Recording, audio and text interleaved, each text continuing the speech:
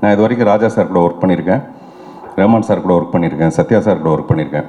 But Imman சாரோட work பண்ணணுங்கிறது எனக்கு ரொம்ப ஆசை. நான் ரொம்ப நாளாக அதை ட்ரை பண்ணேன். ஏதோ ஒரு காரணம், மைனாலாம் படம் பார்த்துட்டு 4 ஃப்ரேம்ஸில் கீழே நின்று மிஸ்டர் உதயநிதி ஸ்டாலினுக்கு வந்து ஃபோன் பண்ணி இந்த படத்தை நீங்கள் வாங்கியே தரணும்னு சொல்லி அவரை வரவழைச்சி படம் காட்டினேன். அவர் இப்போ சொன்னார், ஒரு காதலிக்கு தான் இந்த மாதிரி பண்ணுவாங்க. என் காதல் அங்கேருந்து ஆரம்பித்தது இமான் மேலே.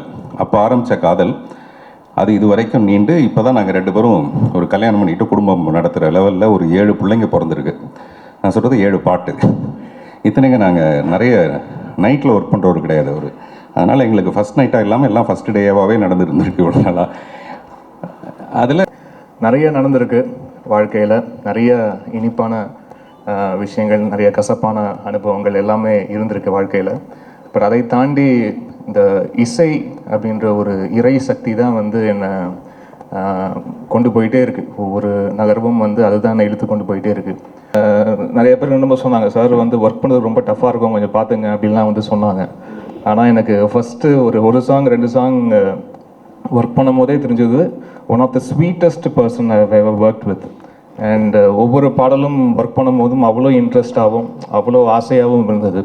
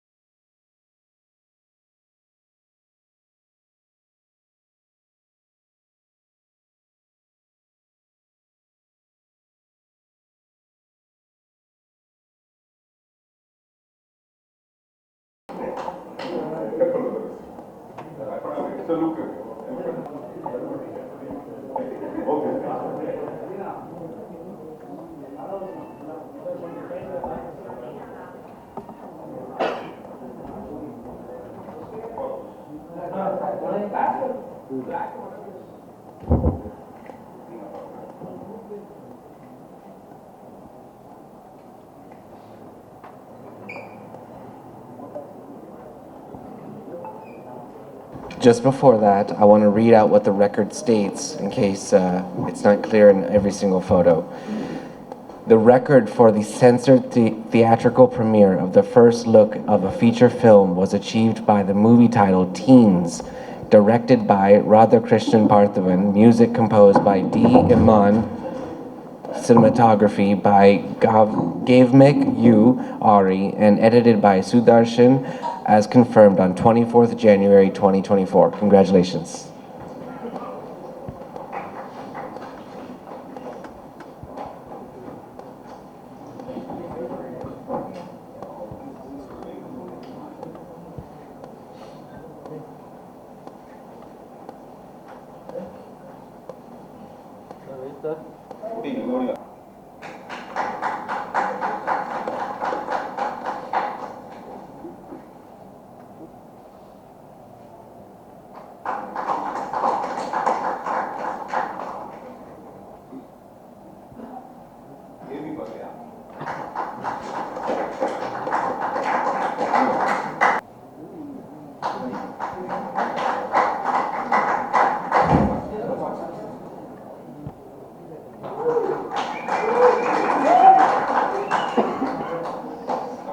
எல்லாருக்கும் வணக்கம். நான் இது மாதிரிலாம் முன்னாடி பேசினதில்லை. ஸோ இவர் பற்றி சொல்லணுன்னா நிறையா பேசலாம். But to be very short, இவர் மாதிரி அவ்வளோ பேஷனட்டாக மாடஸ்ட்டாக மற்றவங்க சைட்லேருந்து யோசித்து ஒவ்வொரு குட்டி குட்டி திங்ஸும் பண்ணி நான் யாரையும் இது வரைக்கும் பார்த்ததில்ல. He is a beautiful human being and கோவப்பட்டு பார்த்ததே இல்லை இது வரைக்கும். He is the most peaceful person and a wonderful father, extremely loving. அந்த லவ்வுங்கிறது ஃபேமிலிக்கு மட்டும் இல்லை, எல்லாருக்குமே அதை அவர் கொடுப்பாரு. ஸோ அதனால தான் அவர் இந்த ட்ரஸ்ட்டை வச்சு பண்ணுற விஷயம் எல்லாமே வந்து ரொம்ப நல்லா நடந்துகிட்ருக்கு. So I am blessed to have him as my husband. Thank you. மகிமையும் இயேசு கிறிஸ்து ஒருவருக்கே. ரொம்ப சந்தோஷம் இப்படி ஒரு நிகழ்வை ஏற்படுத்தி கொடுத்த பார்த்திபன் சாருக்கு என்னுடைய மனமார்ந்த நன்றிகளை தெரிவிச்சுக்கிறேன். ஆச்சு இத்தனை வருடங்கள் திரைப்பயணம், இசைப்பயணம், think stepping into 23rd இயரா 24th இயர் 23rd இயர்னு நினைக்கிறேன் ஃபிலிம் இண்டஸ்ட்ரிக்குள்ளே. அண்ட் நிறைய பர்த்டேஸ் பார்த்தாச்சு. அதில் நிறைய பர்த்டேஸ் ரொம்ப சந்தோஷமான பர்த்டேஸ் நடந்திருக்கு, கொஞ்சம் சோகமான பர்த்டேஸும் நிறையா இருந்திருக்கு. ஆனால் இந்த பர்த்டே ரொம்ப ஸ்பெஷலாக ஆக்கின இந்த அகிரா டீமுக்கும் பார்த்திபன் சாருக்கும் இந்த டோட்டல் டீமுக்கு என்னுடைய நன்றியை தெரிவிச்சுக்கிறேன். ஏன்னா இப்படி ஒரு செட்டப் நான் எதிர்பார்க்கவே இல்லை சார். நீங்கள் சின்ன லீடு கூட கொடுக்கல, எல்லாமே சர்ப்ரைஸாக தான் இருக்குது. ரொம்ப ரொம்ப நன்றி. அண்ட் இத்தனை வருடங்களாக ஊடகம் எவ்வளோ சப்போர்ட்டிவாக இருந்திருக்கீங்கன்றது நான் வார்த்தைகளால் சொல்ல முடியாது. அது அவ்வளோ விஷயங்கள் நடந்திருக்கு. என்னை வந்து நிறைய விஷயங்கள் என்னை வந்து பக்குவப்படுத்தியிருக்கீங்க. என்னுடைய இசைத்துறையில் அடுத்தடுத்த கட்டத்துக்கு வந்து என்னை எடுத்துகிட்டு போகிறதுக்கு என்னை நானே எந்தெந்த விஷயங்கள்லாம் திருத்தி கொள்ளணுமோ அதெல்லாம் வந்து ரொம்ப பக்குவமாக எனக்கு வந்து சொல்லி கொடுத்து என்னை மேம்படுத்தியிருக்கீங்க, அப்படி தான் சொல்லணும். அதுக்கு ஊடகம் நண்பர்கள் அனைவருக்கும் என்னுடைய நன்றியை தெரிவிச்சுக்கிறேன். அண்ட் இந்த ஒரு ஈவெண்ட்டில் அமளி, டாக்டர் நேத்ரா, அப்பா கூட இருக்கிறதுல வந்து எனக்கு இன்னும் கூடுதல் சந்தோஷம். நிறைய நடந்திருக்கு வாழ்க்கையில், நிறைய இனிப்பான விஷயங்கள், நிறைய கசப்பான அனுபவங்கள் எல்லாமே இருந்திருக்கு வாழ்க்கையில். அப்புறம் அதை தாண்டி இந்த இசை அப்படின்ற ஒரு இறை சக்தி தான் வந்து என்னை கொண்டு போயிட்டே இருக்குது. ஒவ்வொரு நகர்வும் வந்து அதுதான் என்னை இழுத்து கொண்டு போயிட்டே இருக்குது. அப்படி ஒரு நல்ல நிகழ்வாக, ஒரு நல்ல ஒரு கொலாபரேஷனாக நான் இந்த திரைப்படம் பார்க்குறேன். தீம்ஸ் இதில் முதல்ல ஒரு பாட்டு 2 பாட்டு அப்படின்னு ஆரம்பித்த இந்த பயணம் வந்து நீங்கள் ஒரு 8 பாட்டு செய்ய வச்சுருக்கு. அவ்வளோ சின்னதாக வேலைகள். அண்ட் முக்கியமாக பார்த்திபன் சாரோடைய அசோசியேஷன் முதல்ல இந்த மாதிரி பண்ணலாம் அப்படின்னு முதல்ல பேசிக் டிஸ்கஷனில் இருந்தபோது நிறைய பேர் இன்னும் சொன்னாங்க, சார் வந்து ஒர்க் பண்ணுறது ரொம்ப டஃப்பாக இருக்கும், கொஞ்சம் பார்த்துங்க அப்படின்லாம் வந்து சொன்னாங்க. ஆனால் எனக்கு ஃபஸ்ட்டு ஒரு சாங் 2 சாங் ஒர்க் பண்ணும் போதே தெரிஞ்சது one of the sweetest person I have worked with. And ஒவ்வொரு பாடலும் ஒர்க் பண்ணும் போதும் அவ்வளோ இன்ட்ரெஸ்டாகவும் அவ்வளோ ஆசையாகவும் இருந்தது. அண்ட் சம்டைம்ஸ் அவர் ஓகேன்னு சொன்னால் கூட நான் இன்னும் கொஞ்சம் அந்த எக்ஸ்ட்ரா எட்ஜ் போய் கொஞ்சம் அப்படி ஏதாவது ஒன்று பண்ணலாமா, ஏன்னா ரொம்ப ஒரு குவர்க்கான ஒரு மைண்டோட எதுவாக இருந்தாலும் அதில் ஏன் இந்த விஷயம் இப்படி இருக்கக்கூடாது, இதுக்கு வேற ஒரு ஆங்கிள் இருக்குது, இது வேற ஒரு பெர்ஸ்பெக்டிவ் இருக்குது, இது ஏன் இப்படி நம்ம அப்படி ஹேண்டில் பண்ணக்கூடாது அப்படின்ற ஒரு பார்வை வந்து எனக்கு ரொம்ப பிடிச்சிருந்தது. நானும் அந்த மாதிரி ஒரு குவர்க்கி மைண்டை வந்து எதிர்பார்க்குற ஒரு ஆள் அப்படின்றதுனால அது கரெக்டாக அந்த வேவ் லெங்த் வந்து செட் ஆச்சு. அண்ட் ரொம்ப ஒரு இனிமையான அனுபவமாக இருந்தது இந்த 7-8 பாடல்கள் ஒர்க் பண்ணும் போதும். ப்ளஸ் அவருடைய வரிகளுக்கும் இசையமைச்சிருக்கேன் இந்த திரைப்படத்தில். எல்லா பாட்டும் அவர் தான் எழுதியிருக்காரு. ஒரு பாடல் மட்டும் ராப் இசையில் வந்து அறிவு வந்து எழுதியிருக்காரு, கூட சேர்ந்தவர் எழுதியிருக்காரு. மற்றபடி ப்ரிடாமினண்ட்டாக அவர் தான் எழுதியிருக்காரு இந்த பாடல்களில். ரொம்ப சந்தோஷம். நிறைய வெரைட்டி ஆஃப் சாங்ஸ் இதில் வந்து பண்ணியிருக்கோம். ஏன்னா நிறைய திரைப்படங்கள் இதுக்கு முன்னாடி ஒர்க் பண்ணியிருக்கேன். ஜான்ரர் ஸ்பெசிஃபிக்காக இருக்கும். இது வந்து ஒரு ஃபோக் மியூசிக்னால் முழுக்க ஃபோக் மியூசிக்காக இருக்கும், இல்லாட்டி வந்து முழுக்க ஒரு வெஸ்டர்ன் கிளாசிக்கல் தேவைப்படுறதா வெஸ்டர்ன் கிளாசிக்கலாக இருக்கும். ஸோ இந்த மாதிரி எல்லா திரைப்படங்களும் ஒரு பர்டிகுலர் ஜானர் ஸ்பெசிஃபிக்காக இருக்கும். இதில் அப்படி இல்லாமல் கொஞ்சம் கலந்து கட்டி அடிக்கிற மாதிரியான சாங் சுச்சுவேஷன்ஸ் வந்து ஏற்படுத்தி கொடுத்துருக்காரு. இது ஏன் இப்படி இருக்கலாம், இது ஏன் இப்படி இருக்கக்கூடாது அப்படின்ற நிறைய கேள்விகள் வந்து நிறைய விஷயங்கள் என்னை வந்து கிரியேட்டிவ் மைண்டுக்குள்ளே நிறைய ப்ரொவோக் பண்ணுச்சு. அது நிறையா ஒர்க் பண்ணியிருக்கோன்னு நம்புகிறேன் நான். அண்ட் இந்த ஃபர்ஸ்ட் லுக் லான்ச், இந்த ஒவ்வொரு விஷயமும் இந்த படத்துக்கு சம்மந்தமாக நடக்கிற ஒவ்வொரு சின்ன நிகழ்வுமாக இருக்கட்டும், சின்ன நகர்வாக இருக்கட்டும், அது ரொம்ப கான்சென்ட்ரேட் பண்ணி அவ்வளோ ஆசையோட ஒர்க் பண்ணுறாரு. அப்படி இருக்கிற டெக்னீஷியன் வந்து நான் ரொம்ப விரலை விட்டு எண்ணக்கூடிய டெக்னீஷியன் தான் பார்த்துருக்கேன் கடந்த 23-25 வருஷத்தில். 23 வருஷம் வந்து சினிமா வாழ்க்கை. அதுக்கு முன்னாடி நான் சின்ன திரையில் ஆரம்பித்தது பார்த்தா இன்னும் டோட்டலாக ஒரு 27-28 வருஷம் வருது. நான் இதுக்குள்ளே தான் இருந்திருக்கேன், இசையை தவிர்த்து வேறு எதுவும் தெரியாது நம்மளுக்கு. ஸோ எத்தனையோ நபர்களை சந்திச்சிருக்கேன், எத்தனையோ இயக்குநர்களுக்கு வந்து சந்திச்சிருக்கேன். பட் இதில் பார்த்திபன் சார் வந்து கொஞ்சம் வந்து குதர்க்கம் தான், கொஞ்சம் ஒரு மாதிரி ஒரு யூனிக் பீஸ் தான் அவர். ஸோ அப்படி வந்து இவ்வளோ ஆசையோட இவ்வளோ ஒரு நேசத்தோட ஒருத்தரை வந்து சினிமா மேலே இவ்வளோ ஆசையோடு இருக்க முடியுமா அப்படின்ற விஷயம் வந்து ரொம்ப ஆச்சரியப்பட வைக்குது. ஏதாவது ஒரு பாயிண்டில் எங்கேயாவது கொஞ்சம் டயர்ட் ஆகும் எல்லாருக்கும். பட் அப்படி டயர்ட் ஆகாமல் ஓடிட்டு இருக்கிற ஒரு முக்கியமான நபராக அவரை வந்து பார்க்குறேன். ஒரு காதலிக்கு இந்த மாதிரி பயங்கரமாக டெக்கரேட்லாம் பண்ணி ப்ரெசென்ட் பண்ணுறதை கூட ஏதாவது நான் கொஞ்சம் அண்டர்ஸ்டாண்ட் பண்ணிக்க முடியும். இன்னொரு ஆணுக்கு வந்து இந்த மாதிரி பயங்கரமாக வந்து செட்டப்லாம் பண்ணி இப்படி ஒரு பர்த்டே விஷ் பண்ணுறாரு நினச்சி பார்க்கும்போது அவருடைய மனசு, அவருடைய தூய்மையான அன்பை வந்து புரிஞ்சிக்க முடியுது. ரொம்ப தேங்க்யூ சார். இது வந்து நான் எதிர்பார்க்கவே இல்லை. ரொம்ப அழகான நிகழ்வாக ஏற்படுத்தி கொடுத்துருக்கீங்க. ரொம்ப மறக்க முடியாத பர்த்டேவாகவும் இது ஏற்படுத்தி கொடுத்துருக்கீங்க. நன்றி சார். அண்ட் கால்வெல் சாருக்கும் ரஞ்சித் சாருக்கும் வந்திருக்க தயாரிப்பாளர்கள். இன்னும் ஒருத்தர்கிட்ட நான் ஃபோனில் மட்டும் தான் பேசிக்கிட்டு இருக்கேன், இன்னும் ஒருத்தர் நான் இன்னும் சந்திக்கல. ஸோ அவருக்கும் என்னுடைய நன்றியை சொல்லிட்டுருக்கேன். And thank you so much for this சின்னதாக க்யூட்டாக ரொம்ப அழகாக இப்படி ஒரு மேடை, இந்த மேடையில் இப்படி ஒரு மேடை ஏற்படுத்தி கொடுத்துருக்கீங்க. Thank you so much sir. நன்றி. இந்த படத்தில் பாடல் வரிகள் வந்து முழுக்க பார்த்திபன் சார் எழுதியிருக்காரு. அதில் ஒரு வரி ரொம்ப மனசுக்கு ஒட்டிய வரி இந்த இடத்துல சரியாக பதியும்னு நினைக்கிறேன். ஸ்ரேயா கோஷல் பாடியிருக்காங்க அந்த பாட்டை. அதில் உன் கண்ணெல்லாம் பல்லிழிச்சதேன்னு சொல்லிட்டு இசைக்கு இமானுடைய பிறந்த நாளில் அவருடைய கண்கள் எல்லாம் சிரிச்சுக்கிட்டே இருக்குங்கிறது தான் இந்த இடத்துல உண்மையான தருணமாக நான் சொல்லணும்னு நினைக்கிறேன். உறுதியாக சரியா இல்லையா? அதை விட அந்த இசைக்கு மானுக்கு இப்படிப்பட்ட அப்பா கிடைத்தது ஒரு பெரிய ஒரு வாய்ப்பு. ஒரு இடத்துலையும் தந்தை மகனுக்கு ஆற்றும் உதவி அவனொன்றான் கடன் சொல்லிட்டு சொல்லுவாங்க. அந்த மாதிரி ஒரு மகனை வந்து ஊர் உலகமே பாராட்டுறதை பார்க்கக்கூடிய தந்தையினுடைய தருணம் வந்து உலகத்தில் ஒப்பிட முடியாத தருணம்.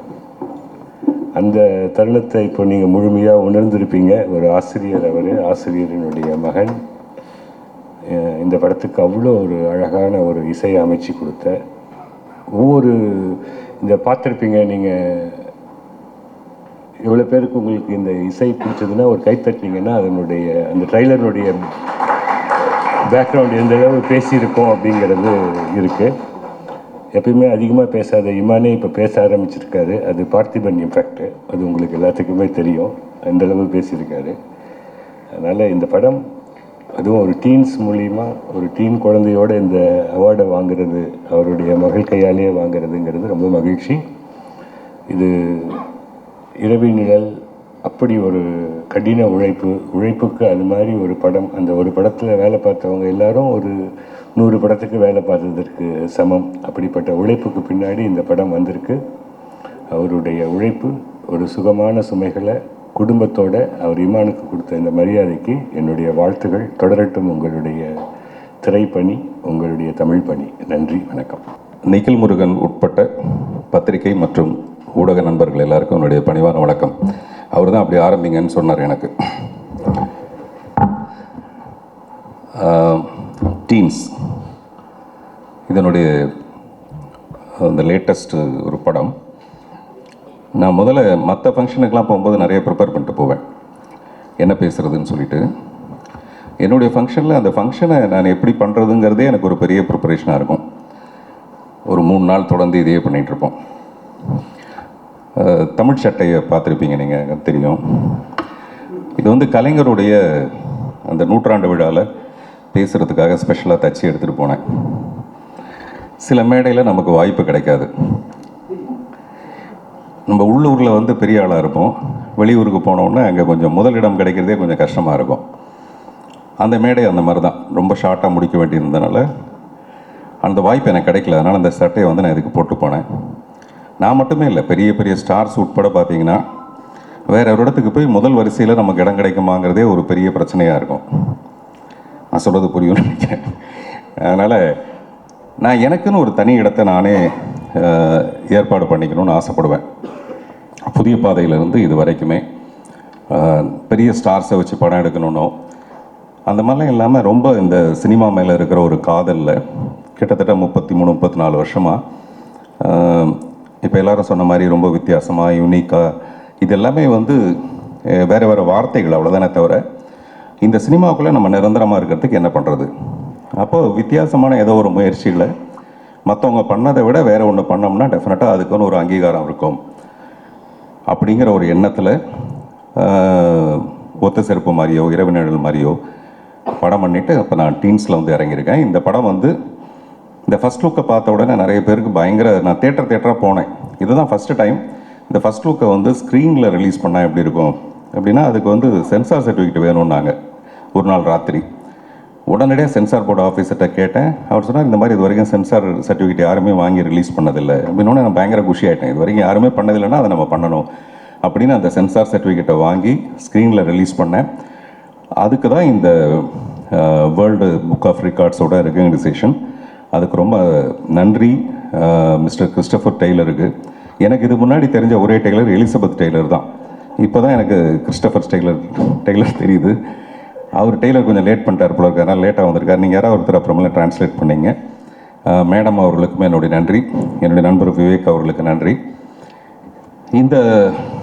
இந்த படம் நான் செய்கிறதுக்கு ரொம்ப முக்கியமான காரணம் எனக்கு முன்னாடி பேசின திரு கால்டுவெல் வேல் நம்பி அவர்கள், தம்பி ரஞ்சித், இன்னும் 2 பேர் இருக்காங்க, mister Bala Swaminathan, doctor பிஞ்சி Srinivasan.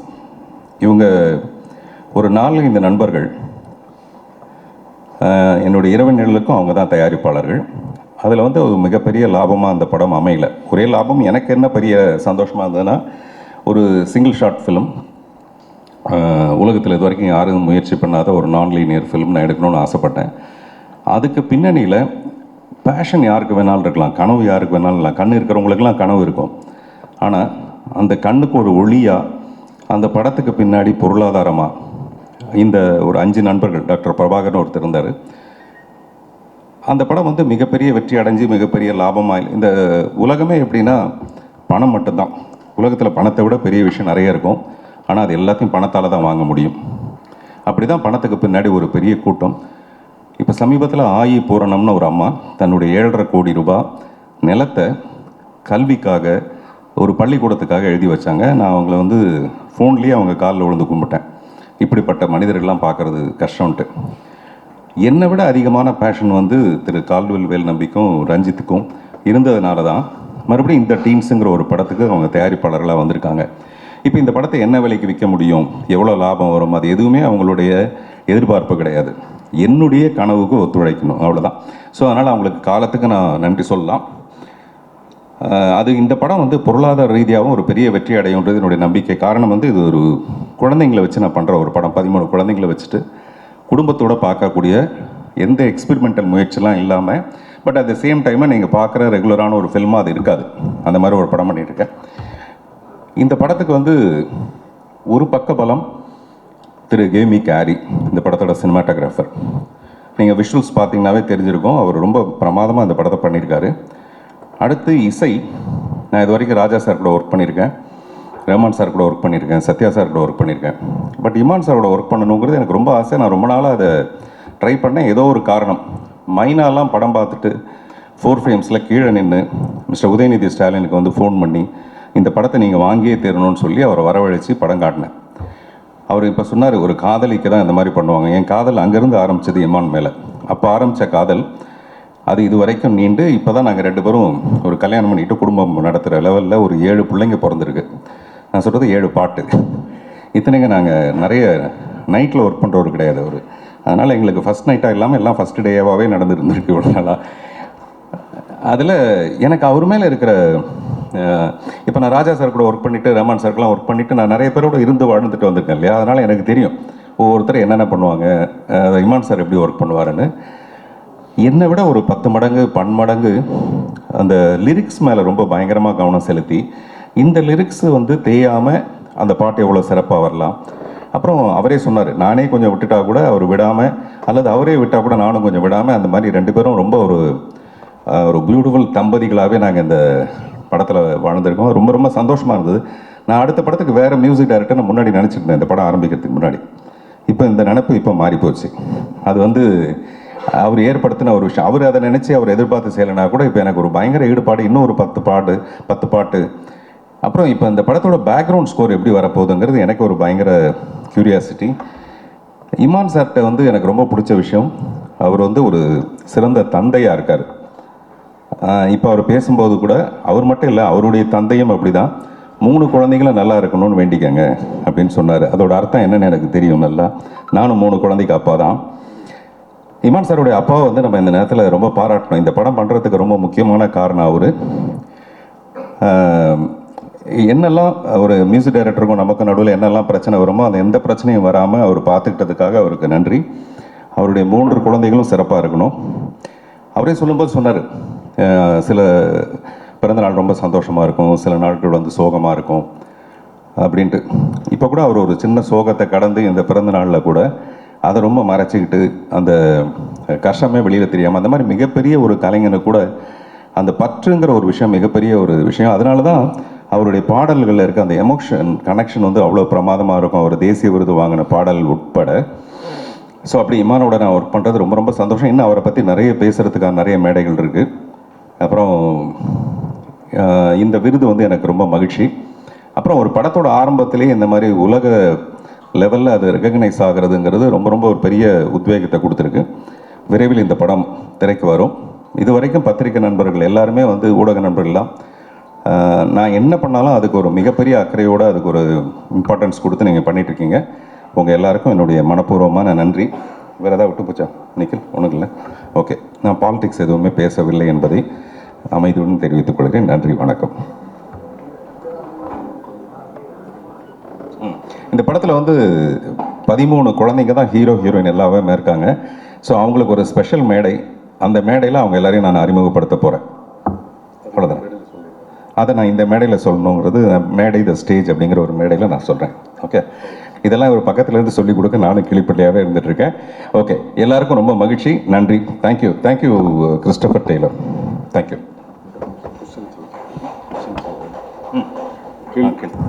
Hello, questions எதாவது இருக்காமா? இப்போவே புதுசாக தானே செய்வார், அதனால் இப்படி ஒரு கேள்வி கேட்கணும். இல்லை, அது இப்படி ஒரு கேள்வி கேட்கணுங்கிறதுக்காகவே அவர் வந்து இங்கிலீஷில் தலைப்பு வச்சுருக்காரு. இப்போ நான் தமிழ்லேயே வச்சுருந்தேன்னு வச்சுங்களேன், இப்படி ஒரு கேள்வி வராதுல்ல. யாருமே கேள்வி கேட்க தயங்கும் போது நீங்கள் தைரியமாக கேள்வி கேட்குறதுக்கு காரணமாக இருந்திருக்கிறது இந்த டைட்டில். டீன்ஸ்னால் அந்த 10 பருவம். அது 13 வயசு ஆகும்போது டீன்ஸ், 13s 14s 15ஸ்ன்னு சொல்லுவாங்க இல்லையா சார்? 10 பருவம் தானே கரெக்டான விஷயம்.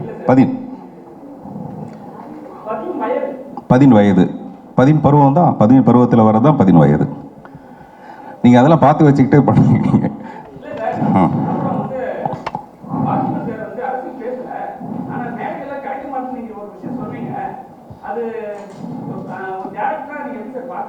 எது? இல்லை, நான் அப்படி சொல்லலை. சில மேடையில் சில முக்கியமான, இப்போ அன்றைக்கி வந்து அந்த நிகழ்ச்சி ஆரம்பித்ததே கலைஞர் நூற்றாண்டில் வந்து ரொம்ப தாமதமாக ஆரம்பித்ததுனால, சிஎம்க்கு வேறு உடம்பு சரியில்லாமல் இருந்ததுனால சீக்கிரமாக முடிக்க வேண்டியதாக இருந்தது. அப்போ ஒரு 4 பேர் மட்டுமே பேச வேண்டியதாக இருந்தது. நான் போய் மேடைக்கு பின்பக்கம் போய் பேசிகிட்டு இருந்தேன்.